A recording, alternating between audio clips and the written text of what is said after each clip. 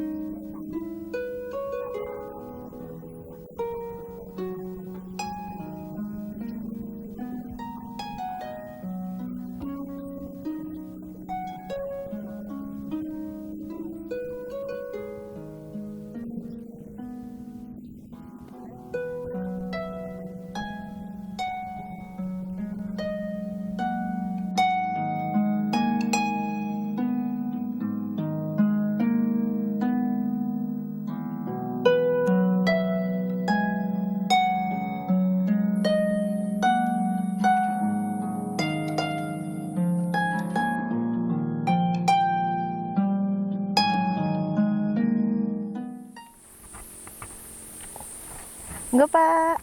Mbak, pinerak monggo, Pak. Enggak.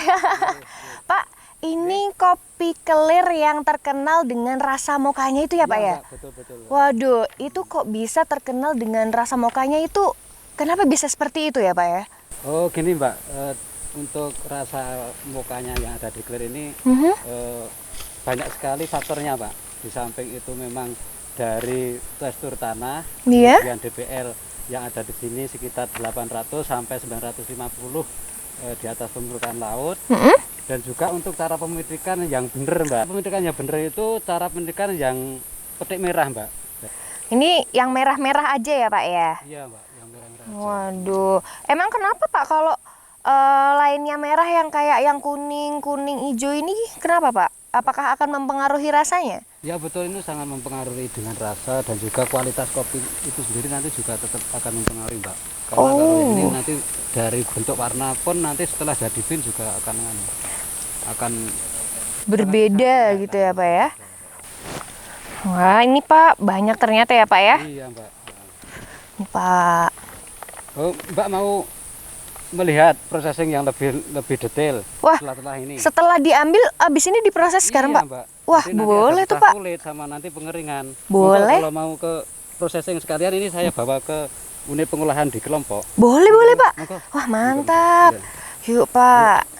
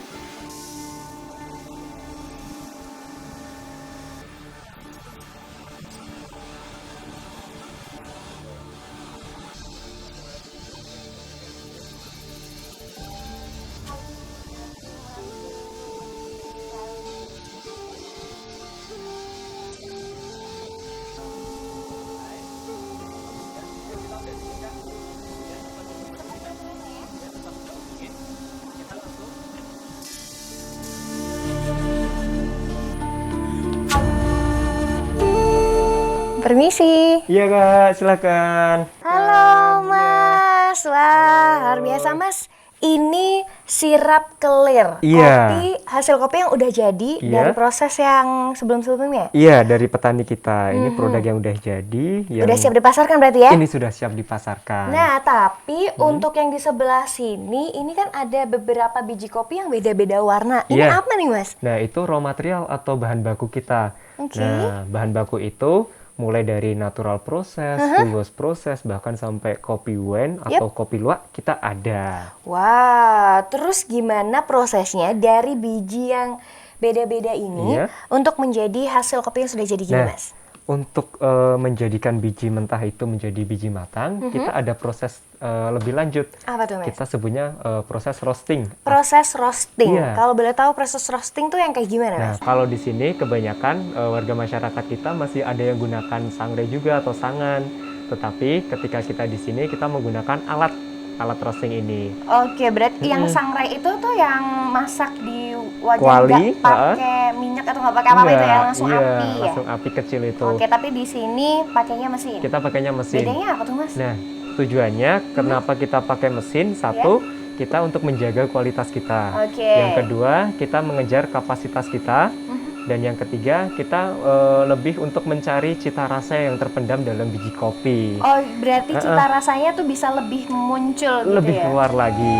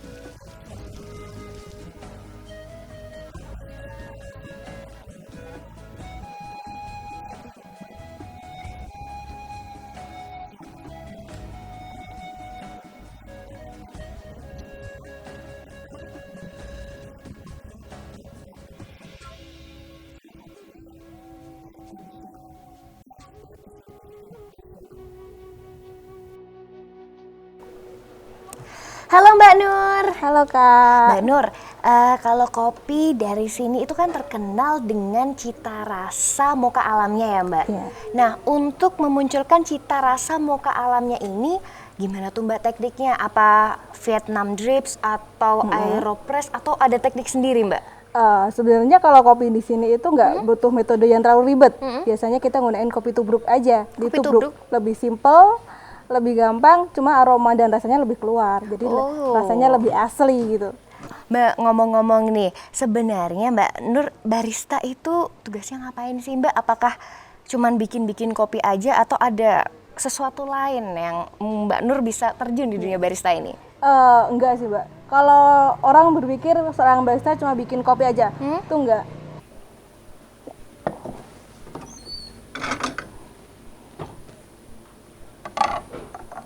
Kopi siap di tempat nih. Wow, ini dia. Ini. Boleh diicip Kak. Nanti rasanya tuh mukanya keluar. Oke. Mari kita cipin.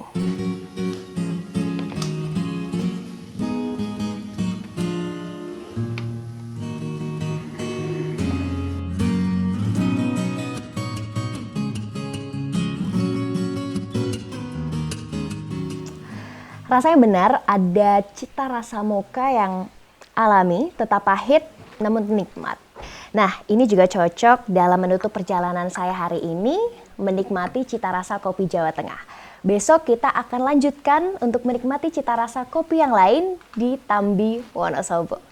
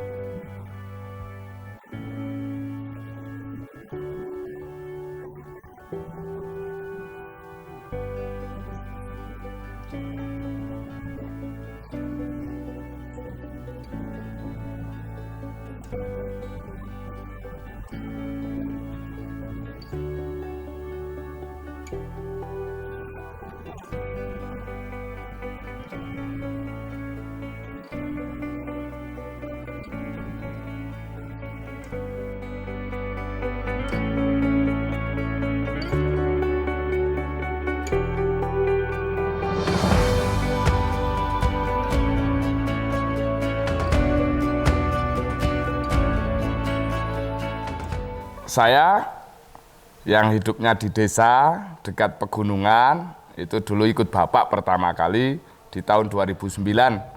Kita bergerak untuk menanam kopi di wilayah Pangkuan Desa, itu dalam misi pelestarian, hanya pelestarian, belum sampai ke masalah ekonomi.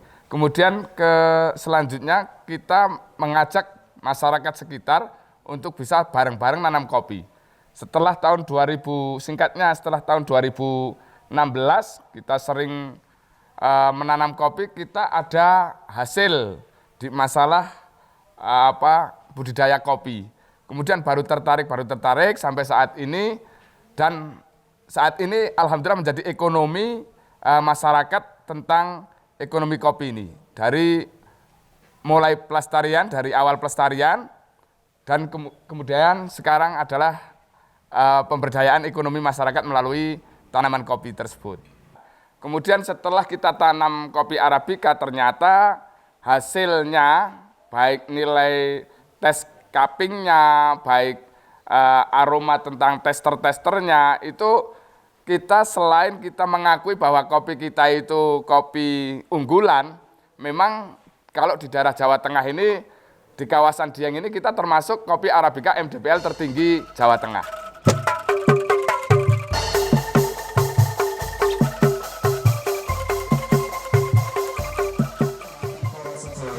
Supados menerapkan protokol kesehatan.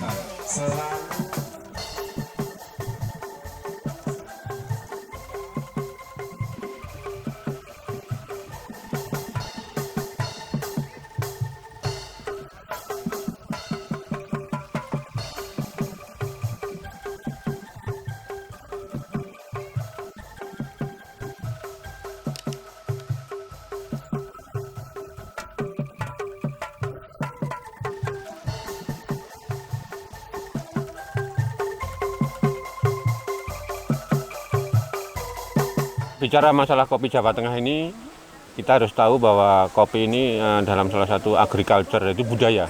Ini terkait dengan masalah budaya. Nah, kopi akhir ini semakin mencuat gitu, trennya semakin meningkat. Mengapa? Ini tidak lain dari upaya kita bersama, ya petaninya, yang pemerintah. Nah, terkait dengan itu, tentunya usaha kopi ini bermula dari budidaya.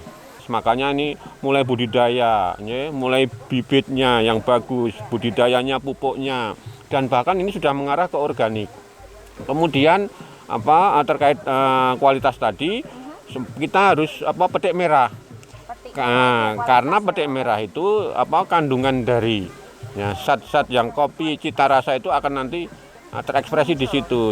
Tapi di satu sisi, bagaimana petani menjadi pengolah yang baik, pasca panen menjadi hal yang sangat strategis.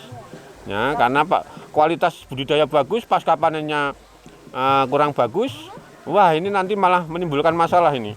Pemprov lewat Dinas Pertanian Perkebunan Provinsi itu telah melatih barista, bahkan bantuan alat-alat, alat pasca panen, alat pengolah, ada unit pengolah hasil UPH itu. Nah, itu tidak lain agar petani mampu menghasilkan berkualitas tinggi, terkait karena kopi itu masalah cita rasa.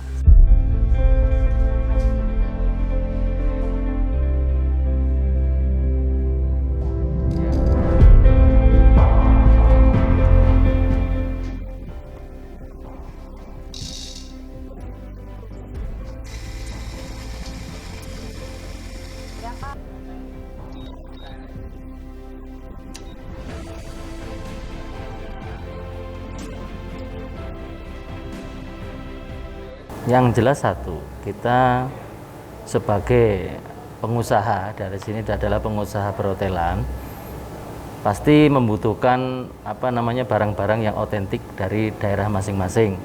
Barang-barang otentik dari masing-masing contoh adalah kopi dari Wonosobo, dan ternyata setelah kita teliti di kopi di Wonosobo itu banyak sekali jenisnya dan punya rasa dan aroma masing-masing.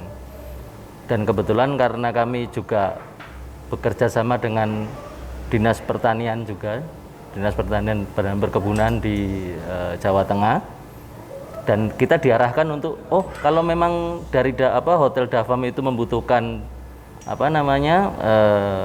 semua hasil panen dari masyarakat sekitar atau yang dari lokal, mereka bisa membantu. Dan akhirnya kita membuatlah sebuah kerjasama dengan Distambun, dan hampir semua Dafam di Jawa Tengah khususnya dan di Indonesia pada umumnya itu menggunakan semua produk-produk dari petani-petani di daerah masing-masing. Bahkan ada beberapa yang kita cross. Nah, ada beberapa teman-teman kami yang bergerak di kopi ini, biasanya kita melakukan semacam coffee story. Ceritanya ada. Jadi orang cuma gelas dikasih kopi terus kasih air diaduk minum, enggak. Karena apa? Justru yang menarik itu adalah story-nya. Kok bisa dikasih nama ini? Kenapa kok bisa begini? Dan fungsinya untuk apa? Dan justru itu yang akan menarik tamu-tamu kita.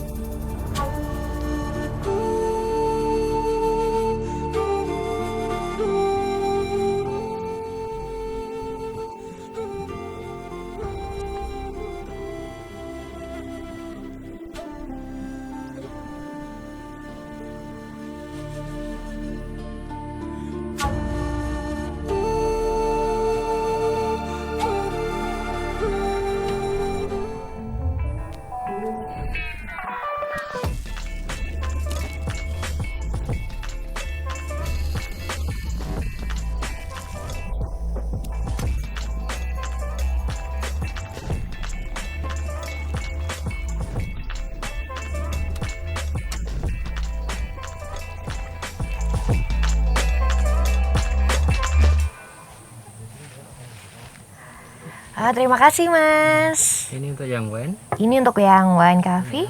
Ini untuk Deck 60. Oke, Deck 60. Oke, terima kasih Mas. Kita awali pagi ini dengan ngopi di sisi timur lereng Gunung Muria, tepatnya di Gunung Sari, Kabupaten Pati. Nah, yang spesial di sini Anda patut mencoba kopi robustanya. Ini adalah kopi robusta organik full wash, dan juga yang di sebelah sini adalah kopi wine. Nah, ini nih. Ini kalau biasanya kopi biasa menggunakan V60 ketika proses drip, ini menggunakan Deck 60. Gedek.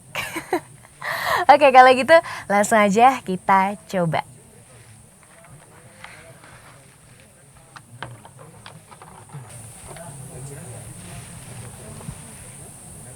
Coba.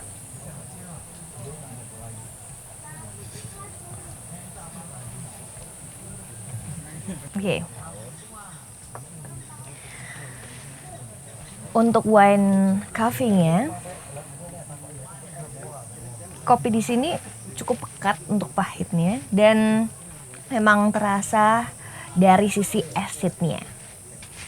Well, kita coba selanjutnya untuk yang robusta organic full wash dengan menggunakan Deck 60.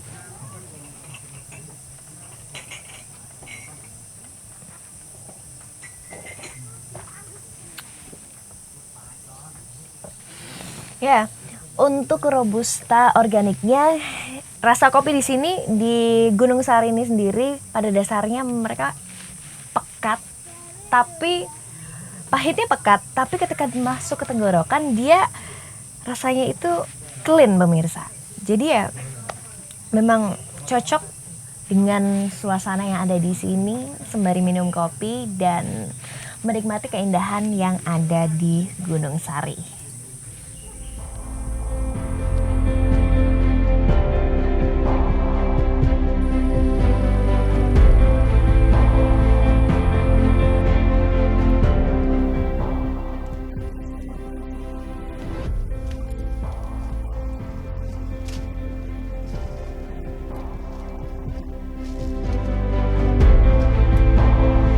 Segeng enjang, Pak. Wah, Pak. Di sini, di sekitar sini tanaman kopinya sedang berbunga semua kan, Pak? Ya. Ini biasanya 1 tahun ini berbunga berapa kali, Bapak? Untuk kopi ini 1 tahun berbunganya 3 kali, Mbak. 1 tahun Iya. berbunga 3 kali. Wah, untuk area seluas ini luasnya berapa ini, Bapak? Kalau luasan lebih? kurang lebih 157 hektar. 157 hektar dan ini sepertinya sedang berbunga secara barengan ya, Pak? Iya. Berarti kurang lebih setelah ini akan ada panen raya. Iya. Wah, luar biasa. Semoga hasilnya memuaskan. Petani di sini dapat menikmati hasil dari panen raya. Berarti untuk panen di bulan apa, Pak? Atau di tahun Panen depan? bulan 8. Oh, bulan 8. Wah, luar biasa sekali. Baik kalau gitu, Bapak. Terima kasih.